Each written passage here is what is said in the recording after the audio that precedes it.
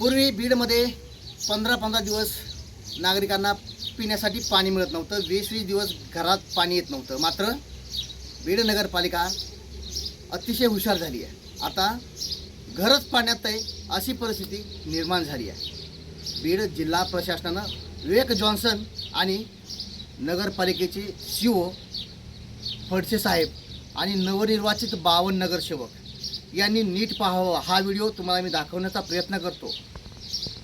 मी यासाठी म्हणतोय, घरात पाणी 15-15 दिवस नगरपालिका सोडत नाही, दारात पाणी येत नाही, मात्र अख्खं घरच पाण्यामध्ये आहे हे मी तुम्हाला दाखवण्याचा प्रयत्न करतोय.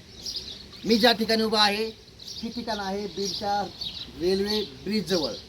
रात्रभर या ठिकाणी प्रचंड पाण्याचा विसर्ग सुरू आहे. हे पाणी येतं आहे पाली बिंदुसरा डॅममधनं बीडकरांना पिण्यासाठी पाणी, वापरण्यासाठी पाणी.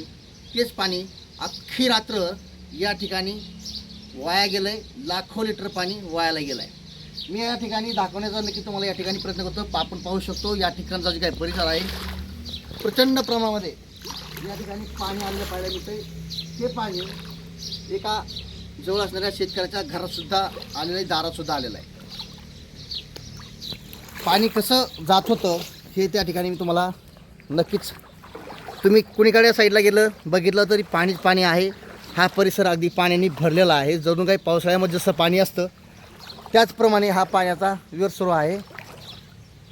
हा परिसर पूर्णतः भरलेला आहे. आणि तुम्हाला मी जे घर दाखवण्याचा प्रयत्न करतोय ते हेच ते घर आहे जे की रात्रभर या ठिकाणी दारामध्ये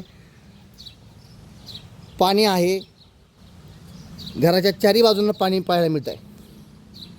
कारण या ठिकाणी चारी बाजूनी पाण्यानं ह्या घराला वेढा दिला आहे. आणि ह्यांचं या ठिकाणचा दैनंदिन कार्यक्रम ते आता सुरू होईल.